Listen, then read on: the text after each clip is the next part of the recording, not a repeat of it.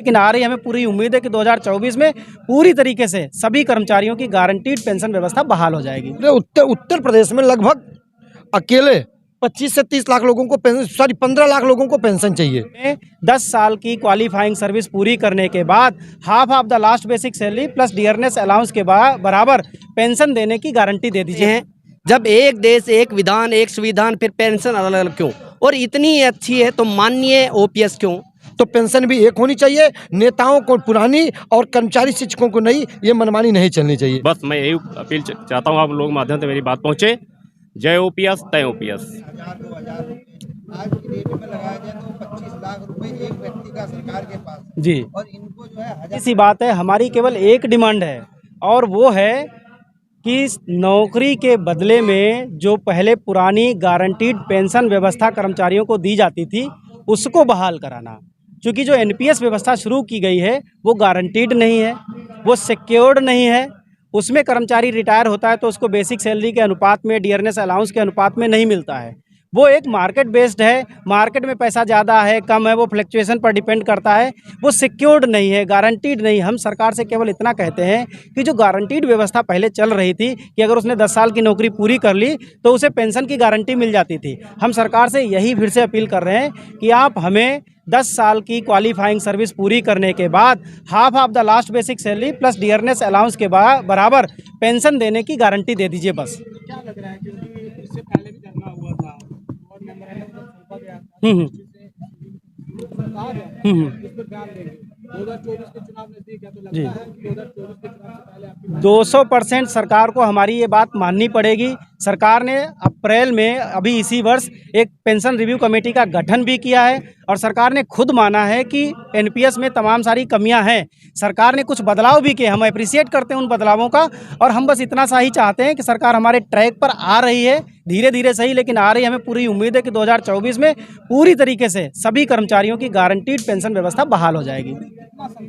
देखिए, पूरे देश में 85 लाख कर्मचारी हैं जो एनपीएस के दायरे में आते हैं, जिसमें से 30 लाख करीब सेंट्रल गवर्नमेंट में है और 50 लाख जो है अलग अलग राज्यों के कर्मचारी हैं। तो इन सारे राज्यों के कर्मचारी इस मसले को लेकर के बहुत संवेदनशील हैं, गंभीर हैं, परेशान हैं और बार बार नरेंद्र मोदी जी से, भारत के जो सबसे विशेष फैसले लेने वाले प्रधानमंत्री हैं, हमने अपनी लाइफ में ऐसा कोई प्रधानमंत्री नहीं देखा। हमें पूरा विश्वास है कि मोदी जी नए साल में सभी कर्मचारियों को उनकी गारंटीड पेंशन बहाली का जरूर सौगात देंगे। जिस तरह से अभी आपके सामने आप आगे खड़े हैं, पीछे धरना एपीएस वालों का चल रहा है, ठीक है जी। इनकी लाइफ की जिंदगी के जो है 25 साल की गाड़ी कमाई जो इनके तनख्वाह से काट के 1000-2000 रुपए आज की डेट में लगाया जाए तो 25 लाख रुपए एक व्यक्ति का सरकार के पास है। जी। और इनको जो है 1000 रुपए पेंशन दे रही है और आप ओल्ड पेंशन की बात कर रहे हैं, इनके काटे हुए पैसे अगर उसका ब्याज हो तो 10-12 हजार रुपए पड़ता है। हाँ। तो वैसे ही मांग रहे बिना पैसे दिए।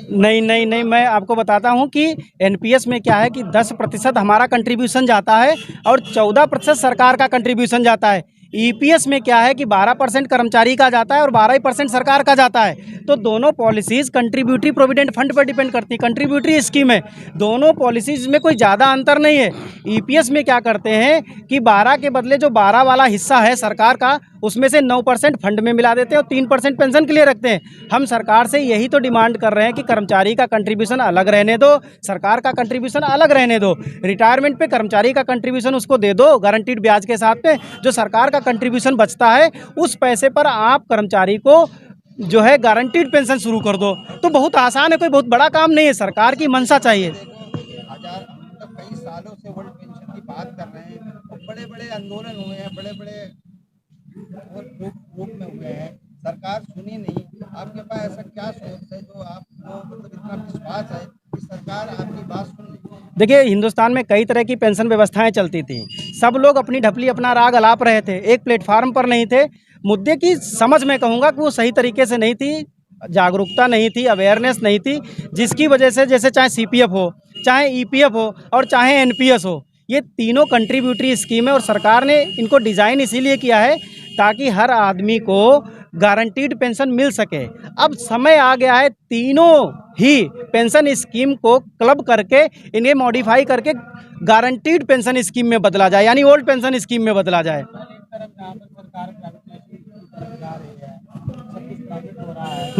लग रहा है कि जो आदमी मांग है जिस तरह बिल्कुल आपकी बात। देखिए, मुद्दा ये नहीं कि प्राइवेट हो रहा है, मुद्दा ये है कि जब दोनों के कंट्रीब्यूशन जा रहे हैं, 10% अगर हमारा जा रहा है, 14% सरकार का जा रहा है, तो कॉर्पस पे डिपेंड करता है। कंट्रीब्यूटरी पेंशन स्कीम है, बहुत आसान है। चूँकि सरकार का कहना है कि हम अपनी जेब से इंटरेस्ट नहीं दे सकते, तो इसके लिए उसे मार्केट में इन्वेस्ट करना पड़ रहा है। तो जब मेरी सैलरी का 10%, सरकार का 14%, 24% पूरी सैलरी का, यानी हर महीने 12,000 करोड़ रुपए का मार्केट में इन्वेस्टमेंट हो रहा है, तो ये भी एक तरीके से प्राइवेट सेक्टर को मजबूत किया जा रहा है। और उस मजबूती के एवज में जो इंटरेस्ट आता है, जो रेवेन्यू जनरेट होता है, वो मार्केट से जनरेट होता है। तो ये तो और आसान है लोगों को गारंटीड पेंशन देना, क्योंकि रेवेन्यू मार्केट से जनरेट करेंगे। हम केवल इतना ही तो कह रहे हैं कि हमारे हिस्से पर गारंटी की व्यवस्था कर दीजिए। नाम क्या रखते हो फर्क नहीं पड़ता। देखिए, मैं बस इतना जानता हूं कि जंतर मंतर पर कल पैर रखने की जगह नहीं बचेगी। यहाँ केवल एक आदमी दिखेगा जिसका नाम होगा एनपीएस कर्मचारी, सीपीएफ कर्मचारी, ईपीएफ कर्मचारी। केवल एम्प्लॉइज दिखेंगे कल आपको अपनी मांग को लेकर के। भाई कर्मचारी संघ व प्रदेश संयोजक पुरानी पेंशन बहाली संयुक्त मोर्चा उत्तर प्रदेश। 2-3 चीज़ें केवल कहनी है। सबसे पहले तो हम देश के यशस्वी प्रधानमंत्री, जो निर्णय लेने में नंबर 1 के प्रधानमंत्री, उनसे कहना है, वे वाराणसी से भी पुरानी पेंशन ले रहे हैं और गुजरात से भी पुरानी पेंशन ले रहे हैं। माननीय प्रधानमंत्री जी कहते हैं कि जब देश एक है, तिरंगा एक है, जब टैक्स एक है, संविधान एक है, तो पेंशन भी एक होनी चाहिए। एक देश में 2 कानून नहीं चलने चाहिए। मतलब उन्हें पुरानी, हमें नहीं, ये मनमानी नहीं चलनी चाहिए। जैसा कि हम एक चीज़ और ये कहना चाहेंगे कि पूरे भारत में 85 लाख और पूरे उत्तर प्रदेश में लगभग अकेले 25 से 30 लाख लोगों को 15 लाख लोगों को पेंशन चाहिए। तो हमें प्रधानमंत्री जी पे पूरा भरोसा है कि वो कभी आएंगे और पुरानी पेंशन की बात करेंगे। तो जो कर्मचारी, जो शिक्षक, सरकार की योजना, बीएलओ का काम कौन कर रहा है, स्वास्थ्य विभाग कौन देख रहा है, उनके शौचालय जैसी महत्वाकांक्षी योजनाओं को शिक्षक, कर्मचारी, अधिकारी जनता तक पहुंचाने का काम कर रहे हैं। उनके दिल के दर्द को सुने। और मैं ये कहूँगा कि जब देश एक है, टैक्स एक है, संविधान एक है, तिरंगा एक है, तो पेंशन भी एक होनी चाहिए। नेताओं को पुरानी और कर्मचारी शिक्षकों को नहीं, ये मनमानी नहीं चलनी चाहिए। इसी के साथ जय ओपीएस, तय ओपीएस।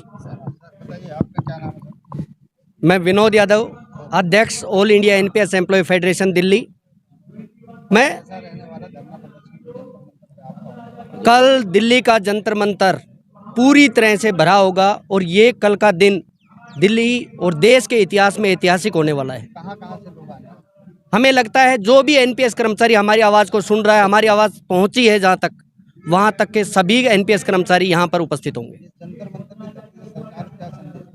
हम सरकार से केवल यही आह्वान करते हैं, जब एक देश, एक विधान, एक संविधान, फिर पेंशन अलग अलग क्यों, और इतनी अच्छी है तो माननीय ओपीएस क्यों। सभी से निवेदन, सरकार के माध्यम से हम यही चाहते हैं, पूरे देश में ओपीएस बहाल की जाए। जी, मैं प्रदीप सरल, प्रांतीय अध्यक्ष, यूटेक पेंशन बहाली मंच उत्तर प्रदेश। मैं उत्तर प्रदेश से हमारे सैकड़ों साथी कल जो यहाँ शिक्षक उपस्थित होंगे, और हम लोग लगातार माननीय प्रधानमंत्री से निवेदन कर रहे हैं कि अगर आप सब चीज़ों में गारंटी दे रहे हैं, तो जो कर्मचारी और शिक्षक या अन्य मेडिकल स्टाफ हैं जो काम कर रहे हैं, उनके लिए, समाज के लिए, व्यवस्था के लिए, उनको भी मजबूत करें। वो क्यों वे बुढ़ापे के लिए घूम रहे हैं, आंदोलन कर रहे हैं। तो मैं माननीय प्रधानमंत्री जी से निवेदन करूँगा, माननीय योगी जी हमारे मुख्यमंत्री हैं उत्तर प्रदेश के, मैं उनसे निवेदन करूँगा कि शिक्षकों, कर्मचारियों की जो बहुप्रतीक्षित मांग है, इस पर एक गारंटी दे दें कि हम रिटायर होंगे तो हमें इतना मिलेगा, ये पता रहे। हम मार्केट के भरोसे बुढ़ापे में ना घूमे टहलें इधर उधर। बस मैं यही अपील चाहता हूँ आप लोग माध्यम से मेरी बात पहुँचे। जय ओपीएस, तय ओपीएस।